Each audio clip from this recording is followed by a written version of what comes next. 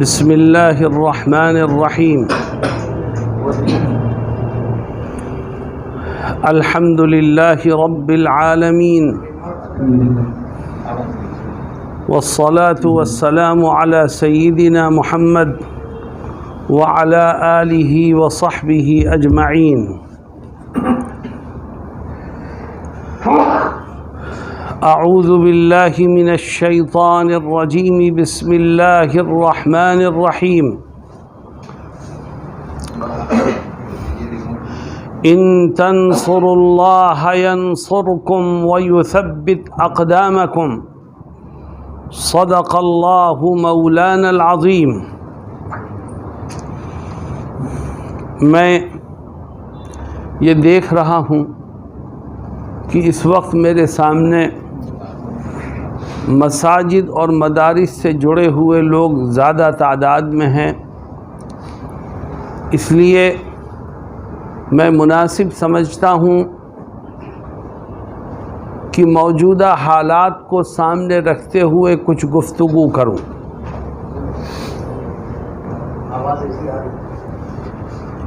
دوستو،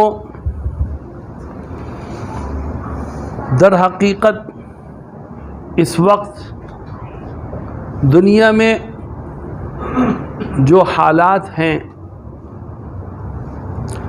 ان میں اگر سب سے بہترین کردار اسلام اور مسلمانوں کے لیے کوئی ادا کر سکتا ہے تو وہ علماء ہیں، وہ مسجد کے امام ہیں، وہ اہل علم ہیں، وہ قوم کے رہنما اور ذمہ داران ہیں جو اپنے بہترین کردار کو پیش کر سکتے.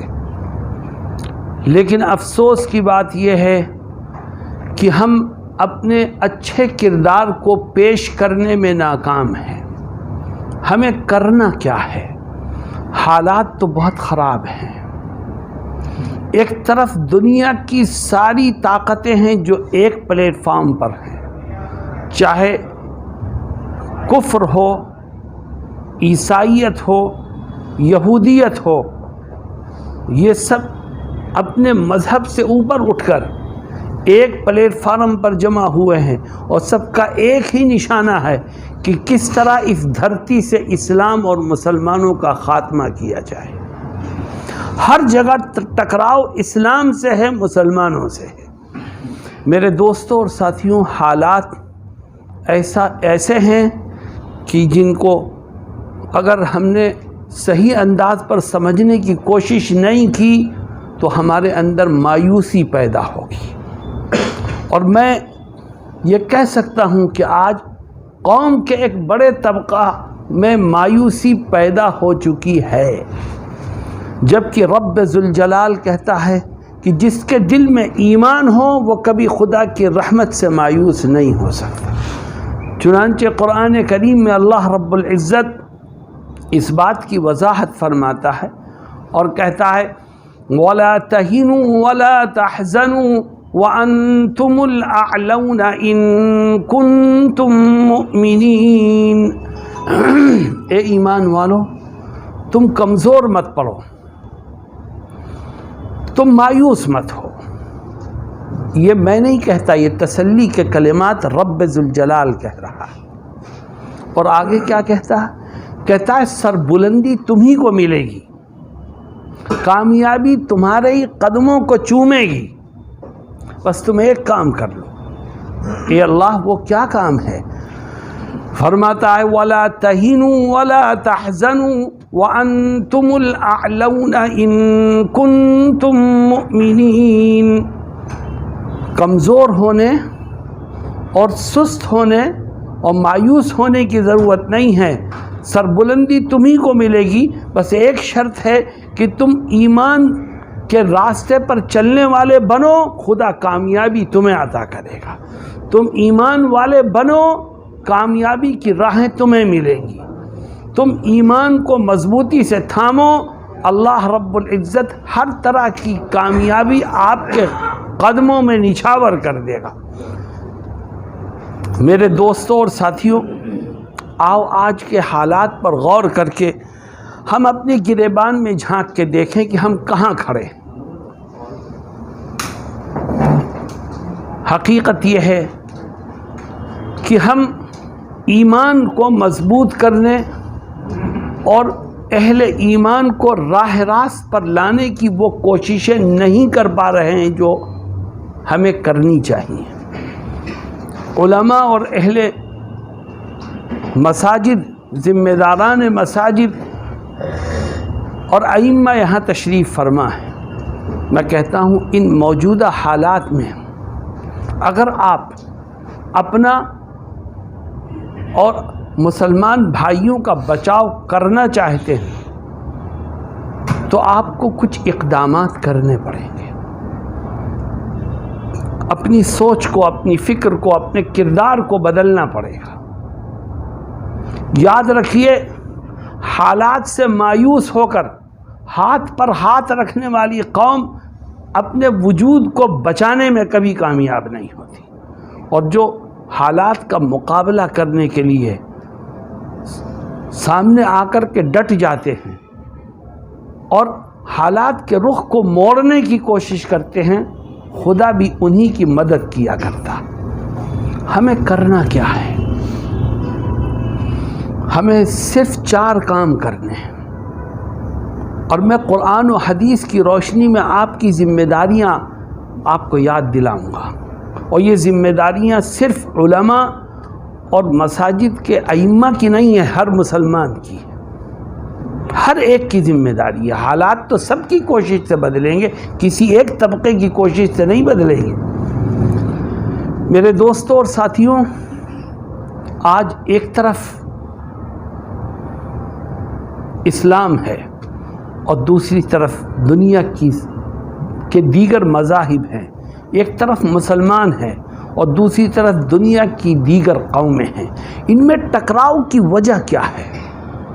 قرآن کہتا ہے تم ایمان کو بچانے والے بنو، ایمان کے راستے پر چلنے والے بنو، ایمان کی حفاظت کی جد و جہد کرنے والے بنو، تو میں تمہیں سربلندی عطا کروں گا اور تمہارے دشمنوں کو تمہارے سامنے جھکنے پر مجبور کر دوں گا۔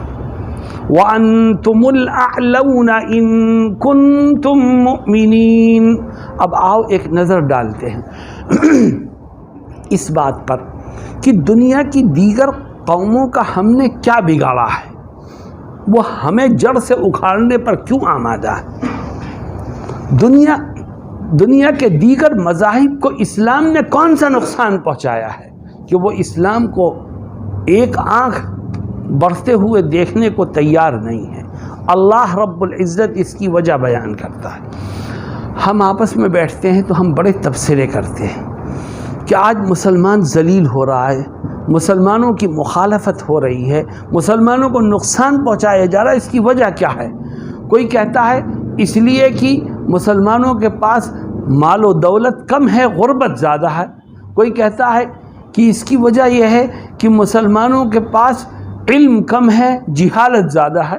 کوئی کہتا ہے اس کی وجہ یہ ہے کہ مسلمانوں کی آبادی کم ہے اور غیروں کی آبادی زیادہ ہے۔ لیکن اللہ کیا کہتا ہے؟ اللہ کہتا ہے یہودی تمہارے خلاف، عیسائی تمہارے خلاف، کفر و شرک والے تمہارے خلاف۔ کیوں؟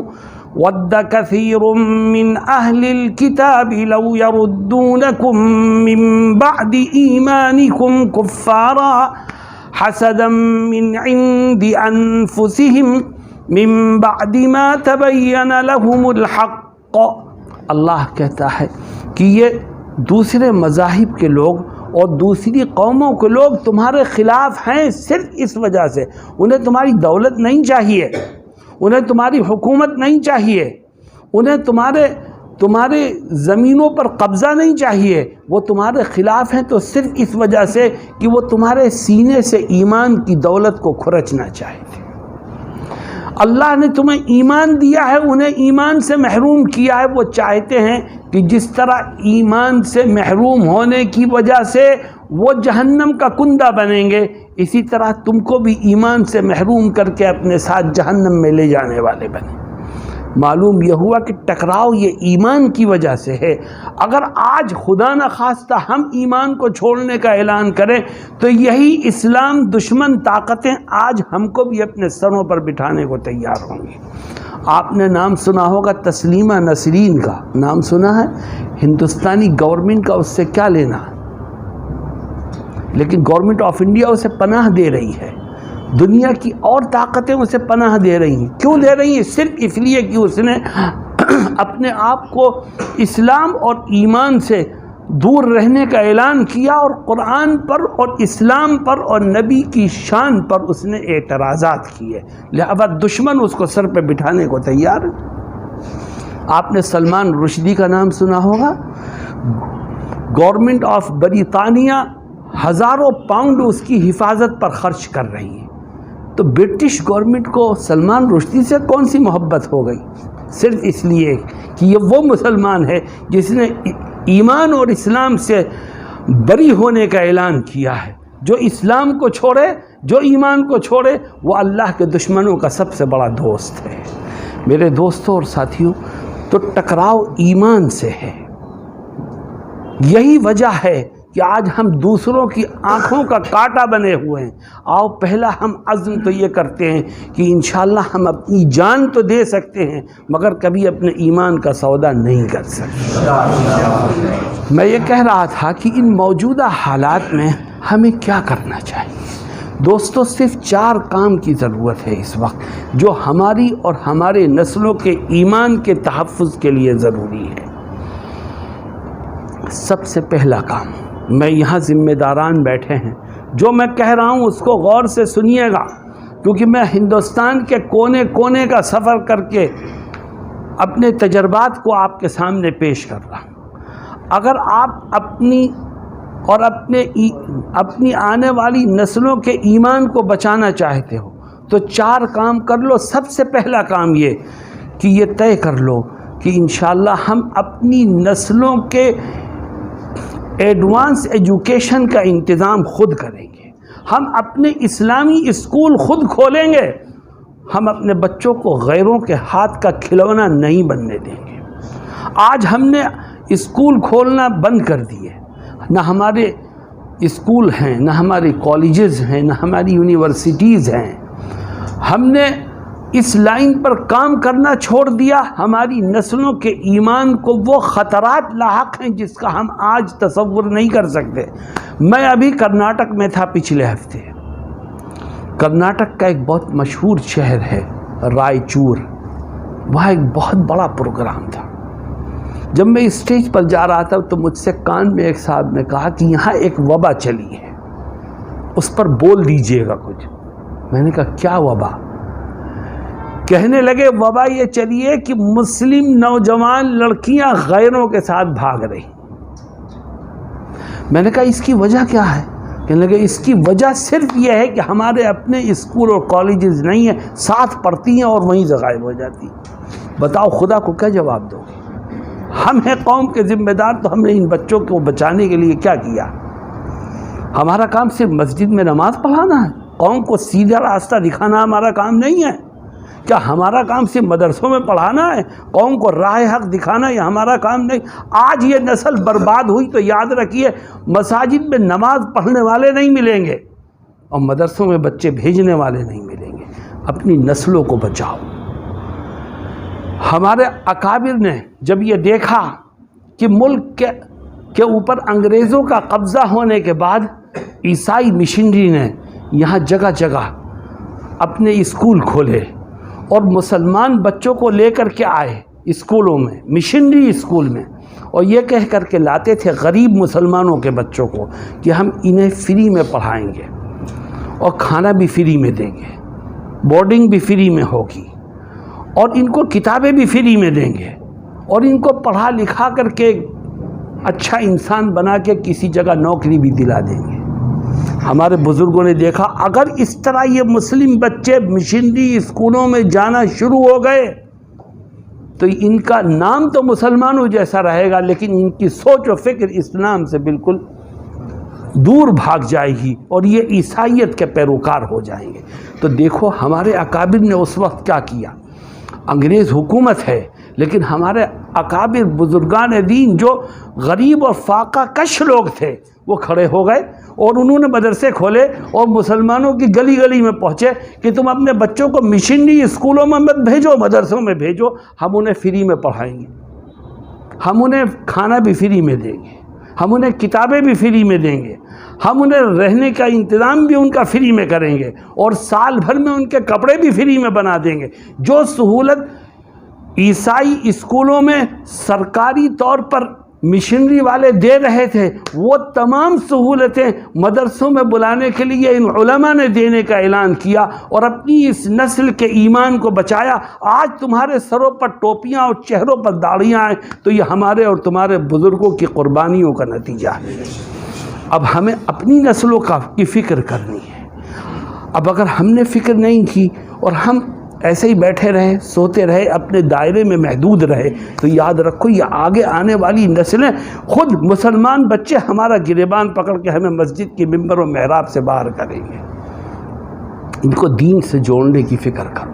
میں نہیں کہتا انہیں سب کو عالم بناؤ، عالم بنانا ہر ایک کو عالم بنانا فرض نہیں ہے، ہر ایک کو مدرسے سے فارغ کرانا فرض نہیں ہے، ہر ایک کو بخاری اور قرآن کی تفسیر پڑھانا فرض نہیں ہے، بلکہ فرض کیا ہے؟ ہر مسلمان کو دیندار بنانا فرض ہے۔ اس بچے کو دیندار بناؤ جو ڈاکٹر بن رہا ہے، اسے دین سے جوڑو، جو انجینئر بن رہا ہے اسے دین سے جوڑو، جو پروفیسر بن رہا ہے اسے دین سے جوڑو۔ ایڈوانس ایجوکیشن کو دین کے ماحول میں رنگنے کی کوشش کرو تاکہ جو بچہ ڈاکٹر بن کے، انجینئر بن کے، سائنسداں بن کے نکلے تو وہ پہلے مسلمان ہو پھر ڈاکٹر ہو، پہلے مسلمان ہو پھر انجینئر ہو، پہلے مسلمان ہو پھر جہاں پہنچے گا، جس کرسی پر پہنچے گا وہ اپنے دین و دھرم کو لے کر کے پہنچے گا۔ اس طرح سے اس کا بھی ایمان محفوظ رہے گا اور اس کی نسلوں کا ایمان بھی محفوظ رہے گا۔ میں ہر جگہ کہہ رہا ہوں اور میری بات کو سمجھو، میں یہ نہیں کہتا کہ مدرسوں کے اندر اسکول کی تعلیم کو داخل کرو، بالکل نہیں۔ مدرسوں کا جو نصاب ہے ان کو ایسا ہی رہنے دو۔ مدرسے جو کام کر رہے ہیں اس سے چھیڑ چھاڑ کرو گے تو وہی مثال ہے کوا چلا ہنس کی چال، اپنی چال بھی بھول گیا، کچھ حاصل نہیں ہوگا۔ پھر مدرسوں کا جو نصاب ہے، مدرسوں کا جو طریقہ کار ہے، مدرسوں کی تعلیم کا جو نظام ہے، اس کو جوں کا توں باقی رکھو، اس سے چھیڑ چھاڑ مت۔ نئے ادارے کھولیے، آپ اسکول کھولیے اور وہاں اسلام، اور دیکھو ایک بات میں نے اس پر ریسرچ کی ہے اور میں آپ کو بتاتا ہوں کہ 8ویں کلاس تک سی بی ایس سی سے آپ چاہے منظوری کرا لیں اپنا اسکول، چاہے بنگال بورڈ سے کرا لیں، 8ویں کلاس تک آپ کو اپنی مذہبی کتابیں، مذہبی عقائد، مذہبی تعلیم کو اس میں داخل کر کے پڑھانے میں کوئی دشواری نہیں۔ 8ویں کلاس تک آپ پورے طور پر اس کو مذہب کے رنگ میں رنگ سکتے ہو۔ ہاں 8ویں سے جب اوپر پہنچو گے تو جس بورڈ سے آپ کا تعلق ہوگا اس کی کتابیں بڑھ جاتی ہیں تو آپ کو اپنی کتابیں کم کرنی پڑیں گی، مگر 8ویں تک تو آپ کو کوئی بھی پریشانی نہیں۔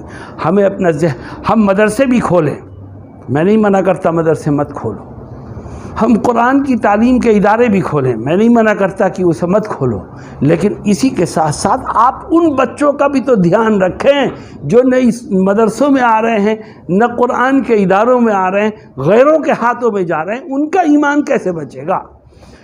سچر کمیٹی کی رپورٹ ہے کہ مدرسوں میں آنے والے بچوں کی تعداد 4-4.5% سے زائد نہیں ہے۔ اب جو بچے ہیں 95% بچے مسلم، وہ کہاں جا رہے ہیں؟ ان میں سے ایک بڑی تعداد تو وہ ہے جو پڑھائی چھوڑ بیٹھی ہے، پڑھتی ہی نہیں وہ، اور ایک تعداد وہ ہے جو اسکول اور کالجز میں جا رہی ہے۔ بتاؤ ان کے ایمان کے تحفظ کے لیے ہمیں کوشش کرنا چاہیے کہ نہیں کرنا چاہیے؟ آج بربادی یہ ہے کہ ہم نے اس کی فکر چھوڑ دی، اور آپ یہ مت سمجھو کہ بھائی ہمارے فکر کرنے سے کیا ہوگا۔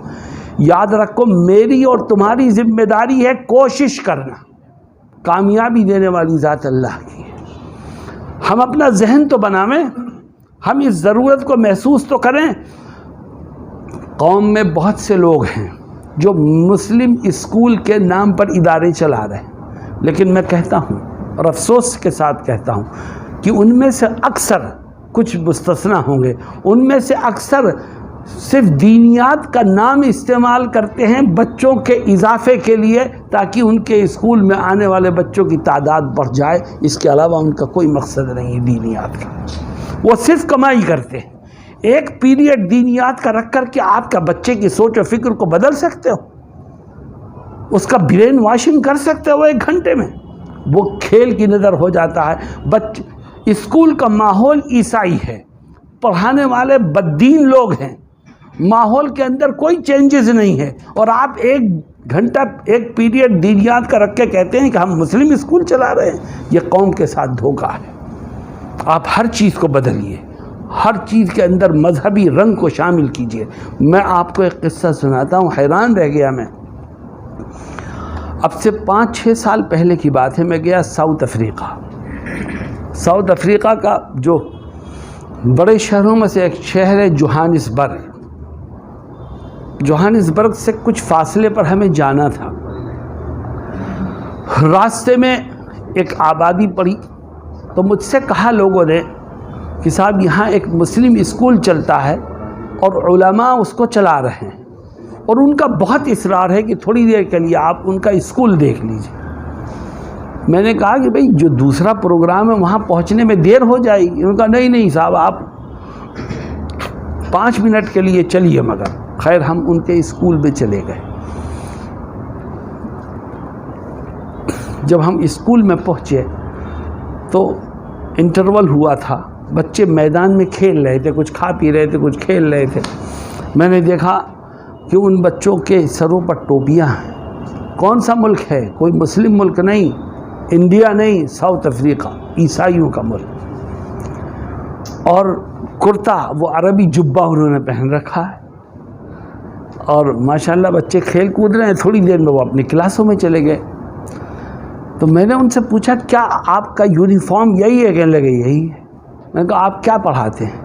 کہا ہم قرآن کریم پڑھاتے ہیں، مذہبی عقائد سے متعلق کتابیں پڑھاتے ہیں، اور ایک پکا سچا مومن بنانے کی کوشش کرتے ہیں، اور اس کے ساتھ ساتھ جو سرکاری نصاب ہے وہ بھی پڑھاتے ہیں.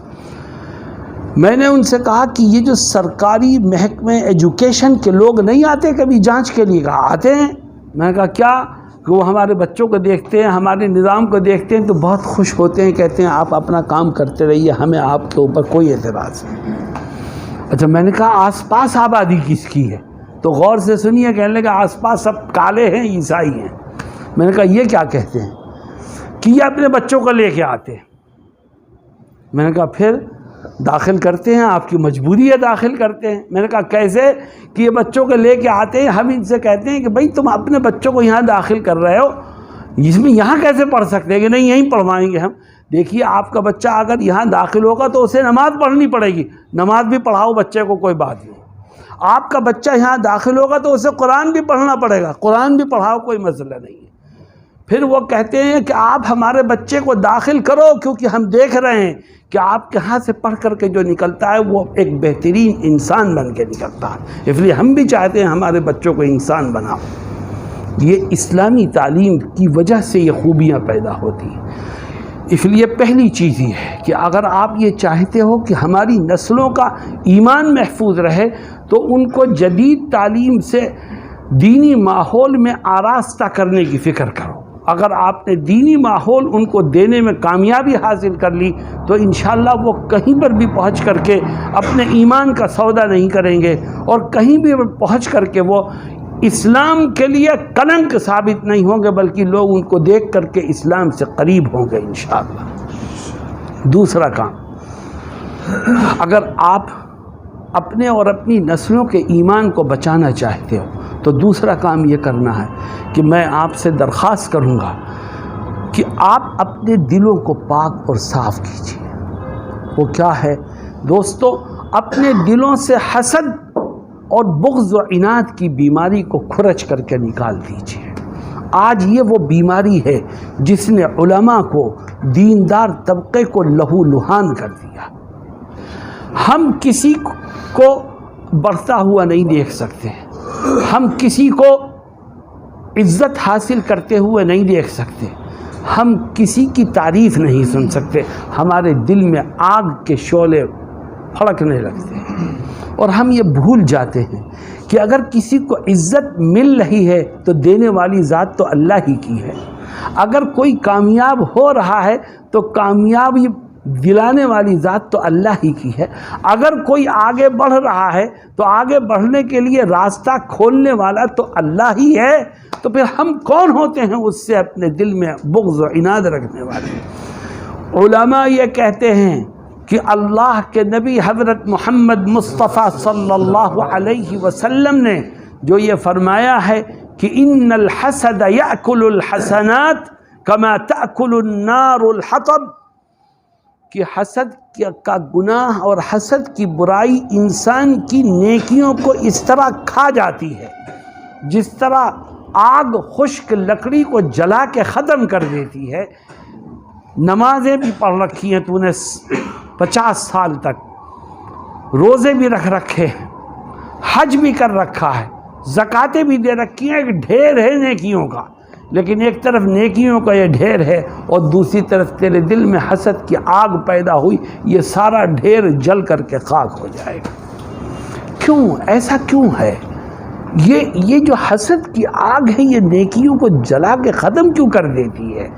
اس کی وجہ بیان کی ہے علماء نے، اور یہ فرمایا ہے کہ غور کرو، جو حسد کرتا ہے وہ در حقیقت حسد کرنے والا اللہ کے فیصلے سے ٹکرانے کی کوشش کرتا ہے، حسد کرنے والا اللہ کے فیصلے کو غلط ٹھہرانے کی کوشش کرتا ہے، اور جو خدا کے فیصلے کو غلط ٹھہرانے کی کوشش کرے، اس کے فیصلے پر ٹکرانے کی کوشش کرے، اس کو نہ دنیا میں نجات مل سکتی ہے نہ آخرت میں۔ ہمیں اپنے دلوں کو صاف کرنا ہے۔ آج ہم جیسے لوگ جب اس گناہ میں، اس برائی میں مبتلا ہیں تو ہمارے ذریعے سے ایمان کے تحفظ کا کام کیسے انجام پا سکتا ہے؟ ہمارا تو اپنا کردار خراب ہے، اور یاد رکھو اللہ ہمارے ظاہر کو نہیں دیکھتا، اللہ ہمارے باطن کو دیکھتا ہے۔ ہم نے صاف ستھرے سفید کپڑے پہن لیے، ہم یہ سمجھتے ہیں کہ سفید کپڑے سے دل کی سیاہی چھپ گئی، مگر ہاں یہ دل کی سیاہی چھپ گئی مجھ جیسے انسانوں کی نظروں سے چھپ گئی، مگر خدا کی نظر سے تو کچھ نہیں چھپ سکتا، وہ تو دیکھ رہا ہے۔ اس لیے اپنے دلوں کو پاک اور صاف کرو، حسد اور بغض و عناد نکال دو، اور یہ بیماری صرف دیندار طبقے ہی میں نہیں، ہر طبقے میں بڑھتی جا رہی ہے۔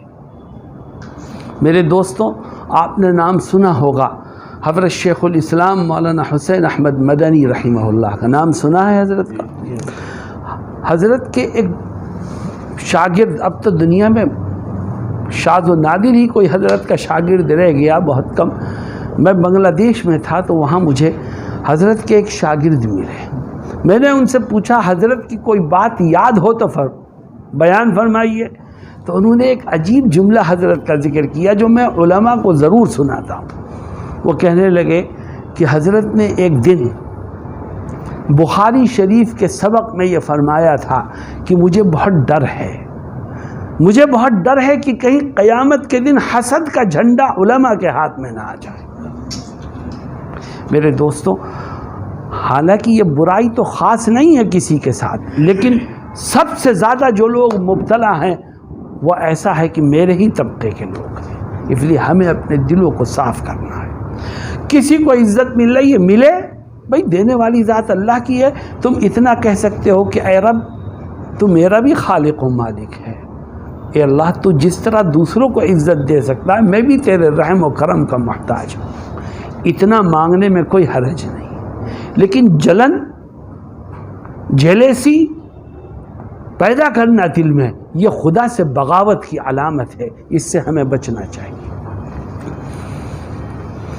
تیسرا کام میرے دوستوں اور ساتھیوں، جو حالات ہیں وہ ایسے خراب حالات ہیں کہ اس میں ہمیں اور آپ کو اپنی نسلوں کو بچانے کی بھی فکر کرنی ہے اور اپنے آپ کو بھی بچانے کی فکر کرنی ہے۔ تیسرا کام، اگر آپ یہ چاہتے ہو کہ آپ کا ایمان محفوظ رہے اور خدا آپ کے ذریعے سے مسلمانوں کے ایمان کے تحفظ کے فیصلے کرے، تو ایک تیسرا کام کیجیے، اور وہ تیسرا کام یہ ہے کہ آج سے یہ طے کر لیجئے کہ جب تک جسم میں جان اور بدن میں روح رہے گی، زندگی کے ہر قدم پر اپنے علم پر عمل کرتے رہیں گے۔ یہ علم پر عمل یہ اللہ کے ہاں انسان کو مقبول بنا دیتا ہے، اور جب انسان مقبول ہو جاتا ہے تو خدا لوگوں کے دلوں میں اس کی محبت کو بٹھا دیتا ہے، اور جب لوگوں کے دل میں تیری محبت بیٹھ گئی تو اب جو تو کہے گا لوگ اسے قبول کریں۔ اللہ کیا کہتا ہے؟ ان الذین آمنوا وعملوا الصالحات سیجعل لهم الرحمن ودا، جو ایمان لایا اور اچھے اعمال کیے، سیجعل لهم الرحمن ودا، تو رحمان لوگوں کے دلوں میں اس کی محبت کو بٹھا دیتا ہے۔ میرے دوستوں، آج ہمارے اندر بڑی کمی یہ ہے کہ ہم نے دین سیکھ لیا، پڑھ لیا، دینداروں کی مجلس میں بیٹھ گئے، بیانات سن لیے، لیکن عمل کے میدان میں ہم جیسے پہلے کورے تھے ویسے ہی آج بھی کورے۔ یہ ڈاکٹر صاحب بیٹھے ہوئے ہیں، یہ کئی سال پہلے کی بات ہے، یہ میرے پاس ایک بیان کو سن کے میرے پاس آئے اور مجھ سے کہنے لگے کہ فجر کی نماز میں آنکھ نہیں کھلتی، اور میں جب آنکھ کھلتی ہے میں گھر پہ پڑھ لیتا ہوں، رات میں چونکہ دیر ہو جاتی ہے سونے میں، تو میں نماز فجر کی وقت پر مسجد میں نہیں پڑھ پاتا۔ میں نے کہا ڈاکٹر صاحب نماز فرض ہے، وقت پر پڑھیں اور مسجد میں پڑھیں، نیند کے غلبے سے نماز کو آپ روز معمول بنا کر کے مت چھوڑو۔ کبھی آنکھ نہیں کھلی، اللہ بڑا معاف کرنے والا ہے، لیکن معمول بنا لیا آپ نے، یہ خدا کی پکڑ سے نہیں بچ سکے۔ میں نے ان کو تاکید کی تو مجھے خوشی ہے اس بات کی، یہ بیٹھے ہوئے انسان، انہوں نے مجھے فون کر کے کہا کہ جب سے آپ نے کہا ہے وہ دن ہے اور آج کا دن ہے، میں فجر کی نماز بجماعت مسجد میں پڑھنے لگا ہوں۔ کیوں بھائی ڈاکٹر صاحب بات یہی ہے؟ میرے دوستوں، جو سنو اس پر عمل کرو، اور پھر علماء کی جماعت اپنے علم پر عمل نہ کرے۔ ایک صحابی ہیں حضرت کعب رضی اللہ عنہ، حضرت عمر بن الخطاب رضی اللہ عنہ حضرت کعب سے پوچھتے ہیں، یا کعب من ارباب العلم، اے کعب اہل علم کون لوگ ہوتے ہیں؟ ہم سمجھتے ہیں اہل علم وہ ہے جس کے پاس دارالعلوم دیوبند کی سند ہو وہ عالم، جس کے پاس مدرسہ شاہی کی سند ہو وہ عالم، جس کے پاس مظاہر کی سند ہو وہ عالم، جس کے پاس ندوے کی سند ہو وہ عالم۔ حضرت کعب کیا کہتے ہیں؟ فرماتے ہیں الذین یعملون بما یعلمون، اے امیر المؤمنین عالم وہ ہے جو اپنے علم پر عمل کرے۔ آج ہم نے عمل چھوڑ دیا ہے، ہماری باتوں میں اثر ختم ہو گیا، آج ہم نے عمل چھوڑ دیا ہے، لوگوں کے دلوں سے ہماری محبت اور وقعت نکل گئی۔ یہ ہمارے اکابر دنیا سے چلے گئے، ان کی خاصیت یہ تھی کہ یہ اپنے علم پر عمل کرتے تھے۔ میں آپ کو بتاؤں، خدا کہتا ہے جو علم پر عمل کرے گا، نیک راستوں پر چلے گا، میں لوگوں کے دلوں میں اس کی محبت کو بٹھا دوں گا۔ میں تم سے پوچھتا ہوں، مولانا اشرف علی تھانوی کو دنیا سے گئے ہوئے کتنے دن ہوئے؟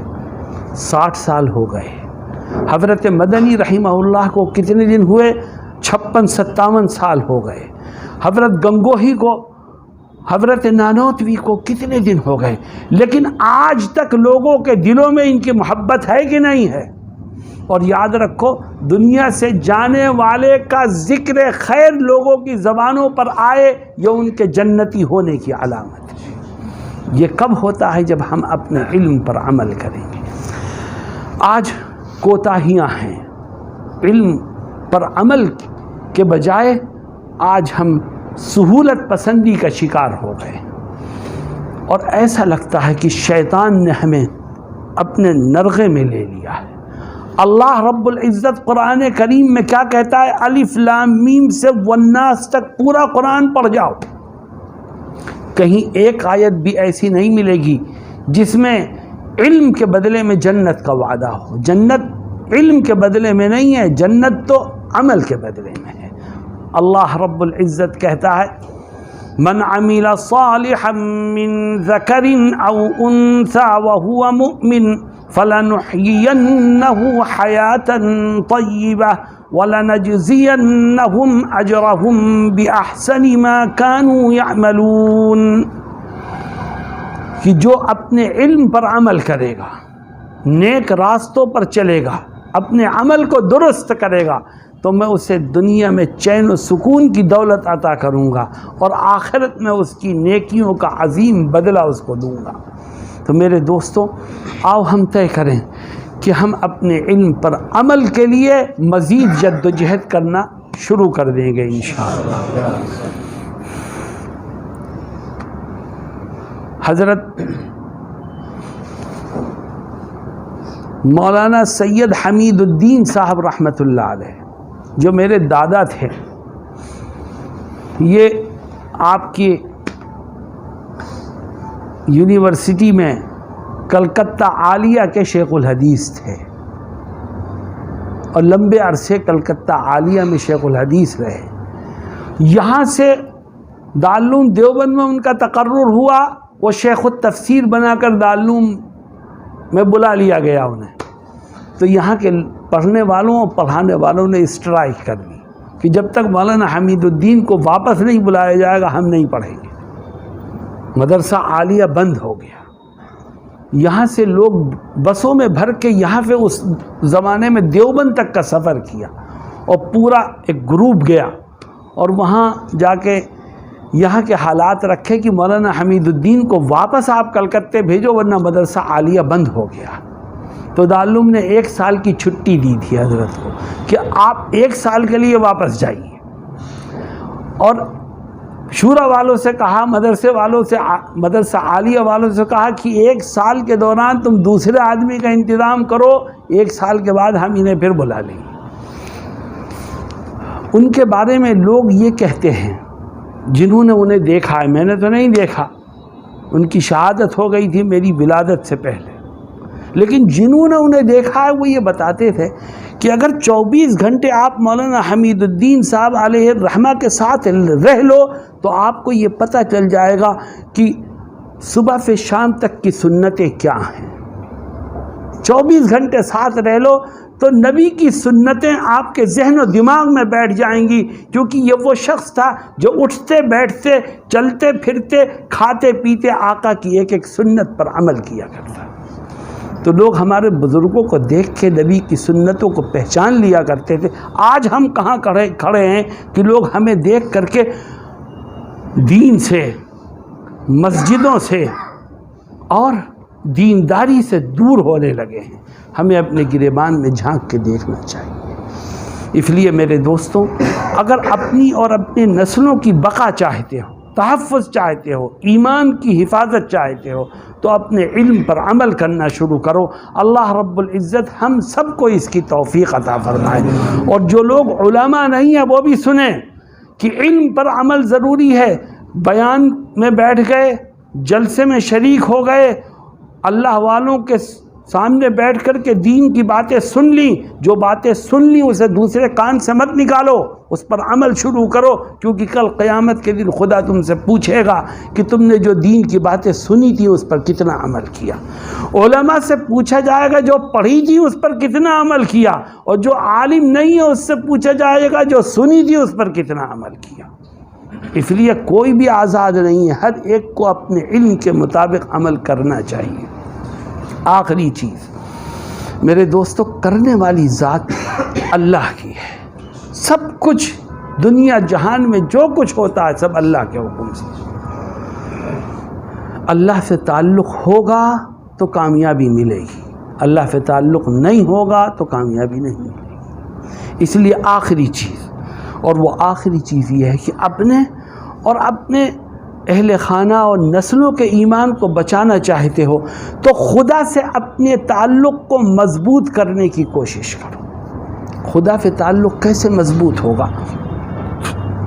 کوشش کرو روزانہ 24 گھنٹے میں سے تھوڑا سا وقت نکال کے، چاہے 5 منٹ کا وقت ہو، چاہے 10 منٹ کا وقت ہو، تھوڑا سا وقت نکالو جس میں تم ہو اور تمہارا رب ہو، اس کے سوا کوئی نہ ہو، نہ بیوی ہو، نہ بچے ہوں، نہ دوست احباب ہوں، تنہائی میں اپنے رب کے لیے تھوڑا سا وقت نکالو، جس میں اپنے رب کو یاد کر کے، اس کی نعمتوں کو یاد کر کے اس کا شکر ادا کرو، اور خدا سے کہو اے اللہ یہ تیری نعمتیں ہیں، میں بیمار ہوا تھا تو نے مجھے شفا دی، میں پھنسا تھا تو نے میرے لیے نکلنے کی راہیں آسان کر دی، میں اس وقت پریشانی میں تھا تو نے میری پریشانی کو دور۔ اے خدا ایک طرف تیرے یہ احسانات ہیں اور دوسری طرف میرے گناہ ہیں، اے رب میں تیرے احسانات پر تیرا شکر ادا کرتا ہوں اور اپنے گناہوں پر ندامت کا اظہار کرتا ہوں۔ 5 منٹ 10 منٹ اپنے رب کو تنہائی میں یاد کرو تو اللہ رب العزت سے ایک رشتہ اور تعلق مضبوط ہو جائے گا۔ حدیث شریف میں نبی کریم صلی اللہ علیہ وسلم فرماتے ہیں جس نے تنہائی میں اپنے رب کو یاد کیا اور معمول بنا لیا اس نے اپنا، تو اس کو کیا ملے گا؟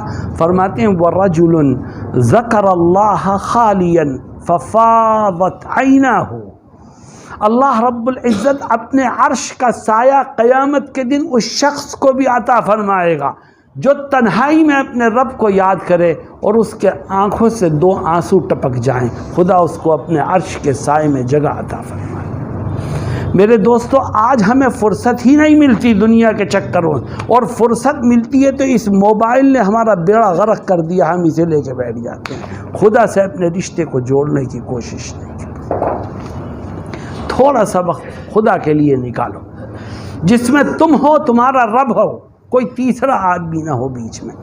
نبی کریم صلی اللہ علیہ وسلم اس کا بڑا اہتمام کیا کرتے تھے، اور جتنے اکابر ہمارے گزرے ہیں راتوں میں اٹھ کر کے تنہائی میں اپنے رب کے سامنے گڑ گڑانا ان کی زندگی کا معمول تھا، جبکہ ان کی زندگی بڑی زاہدانہ تھی، متقیانہ تھی، صلاح اور نیکی ان میں موجود تھی، لیکن پھر بھی وہ اپنے رب کو پکارا کرتے تھے اور رات میں اٹھ کے اس کو یاد کیا کرتے تھے۔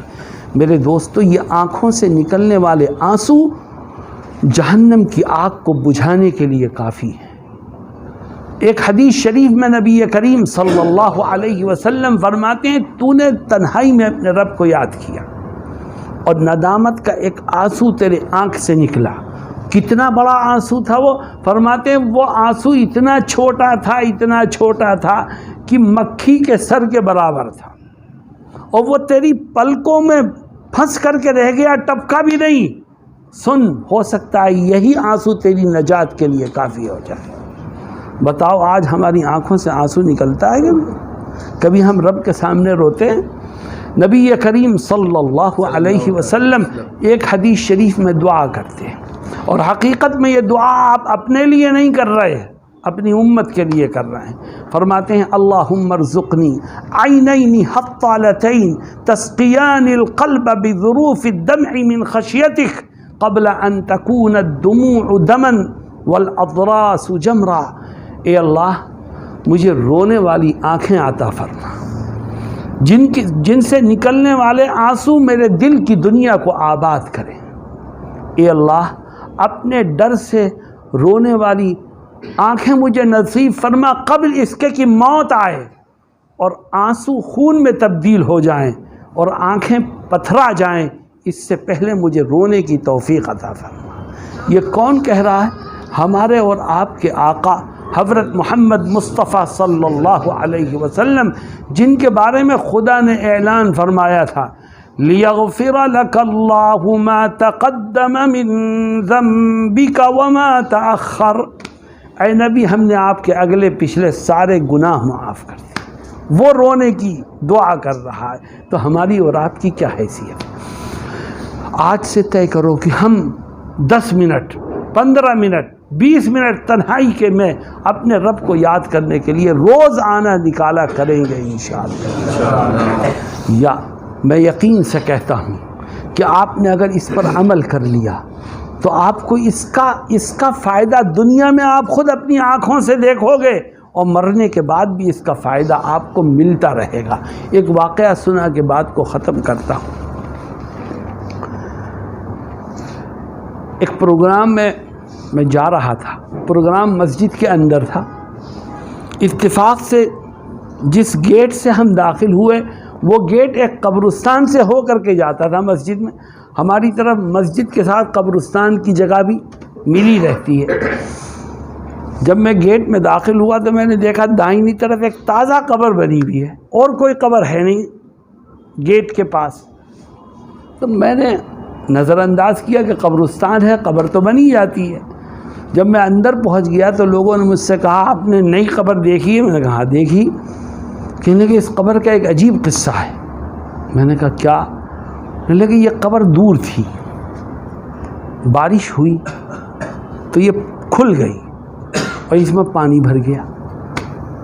تو محلے والوں کو بڑی تشویش ہوئی کہ کیا ہوگا، یہ تو میت خراب ہو جائے گی. تو یہ مشورے میں طے ہوا کہ اس کو پورے طور پر کھول کے میت کو یہاں سے اٹھا کے دوسری جگہ منتقل کر دیتے ہیں. چنانچہ ہم نے وہ قبر کھولی. 60-65 سال پہلے انتقال ہوا تھا اس شخص کا. اس قبر کو کھولا تو کھولنے والے لوگ میرے ساتھ تھے. کہنے لگے ہماری حیرت کی انتہا نہ رہی جب ہم نے قبر کھولی تو نہ کفن کے اوپر کوئی داغ تھا اور نہ میت کے اندر کسی طرح کی کوئی خرابی تھی. ہر چیز بالکل اجلی اور صاف ستھری. ہم نے وہاں سے اٹھا کے یہاں دفن کر دیا. میں نے کہا کیا وہ کوئی عالم تھا؟ کہ نہیں کوئی عالم نہیں تھا. بھائی حافظ تھا؟ نہیں حافظ بھی نہیں تھا. پھر کون تھا کہ پرچون کی ایک دکان تھی وہ چلاتا تھا اور مسجد میں نماز پڑھنے آتا تھا. میں نے کہا نہیں کوئی خاص عمل ہوگا اس کا، وہ بتاؤ مجھے.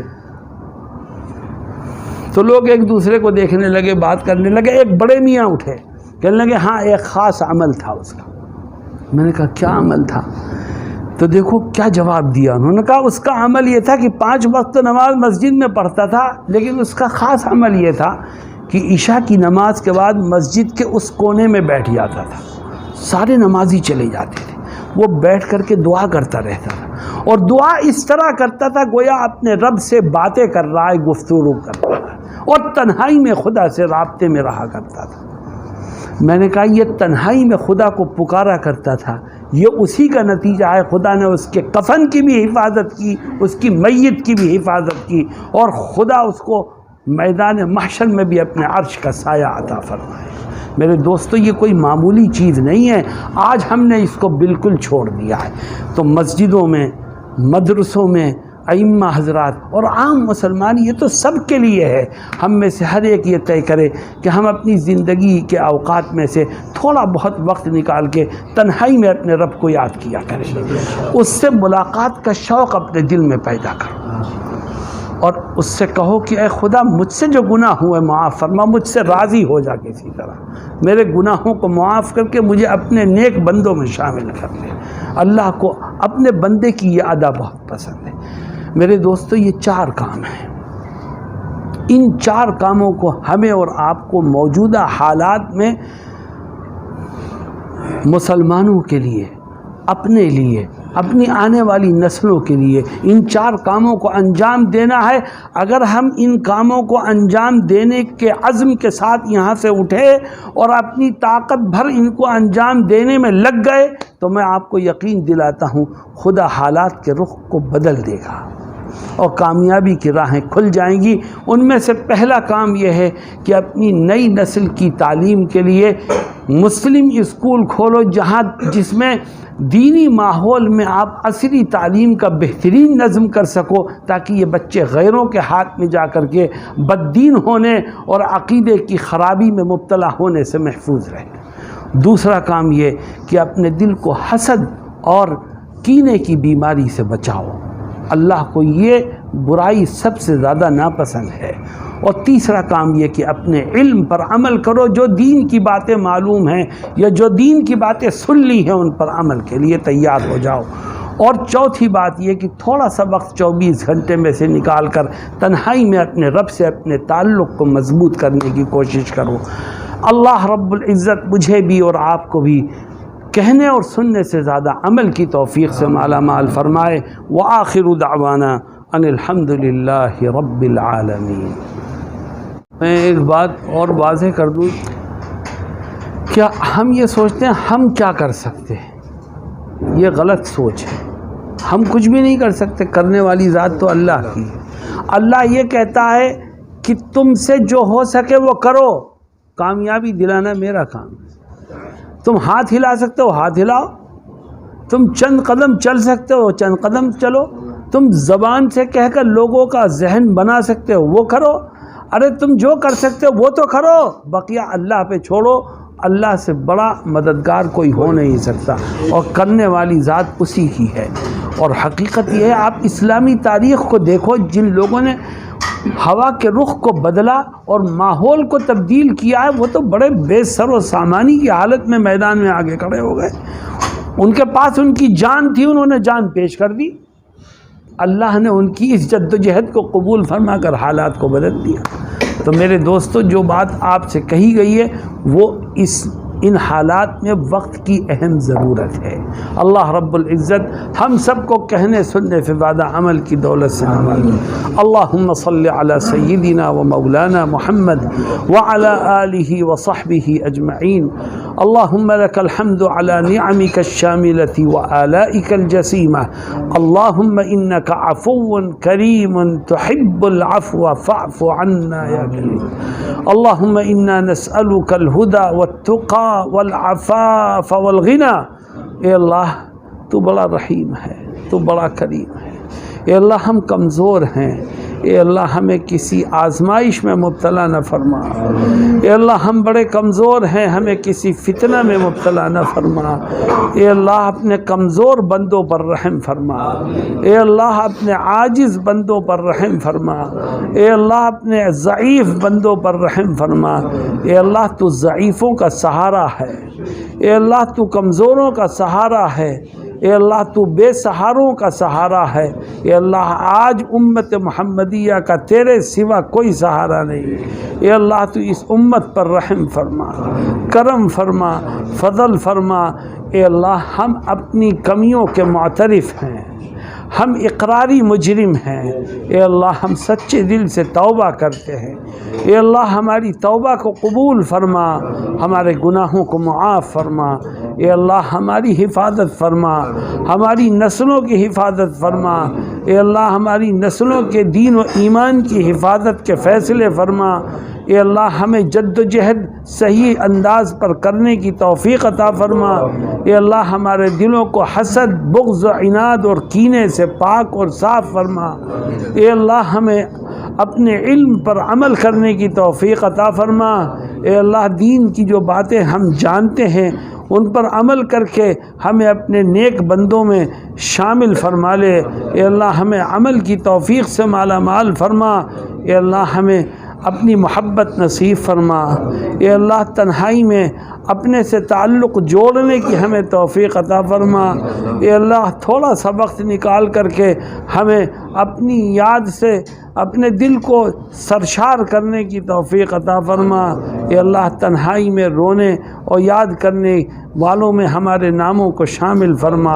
اے اللہ یہ تیرے بندے تیری باتوں کو سننے کے لیے یہاں جمع ہوئے، اے اللہ تو ان کے جمع ہونے کو قبول فرما، ان کے سننے کو قبول فرما، میرے کہنے کو قبول فرما۔ اے اللہ ہمارا سہارا تو ہی ہے، ہم تجھ سے خیر کی امید رکھتے ہیں۔ اے اللہ ہم سب کو خیر کی توفیق عطا فرما، ہمت اور حوصلے سے مالا مال فرما، ہم سب کو شر سے، گناہوں سے، فتنے سے محفوظ فرما۔ ہماری تمام دعاؤں کو اپنے حبیب حضرت محمد مصطفیٰ صلی اللہ علیہ وسلم کے صدقے اور طفیل میں قبول فرما۔ سبحان ربک رب العزت عما یصفون وسلام علی المرسلین والحمد للہ رب العالمین۔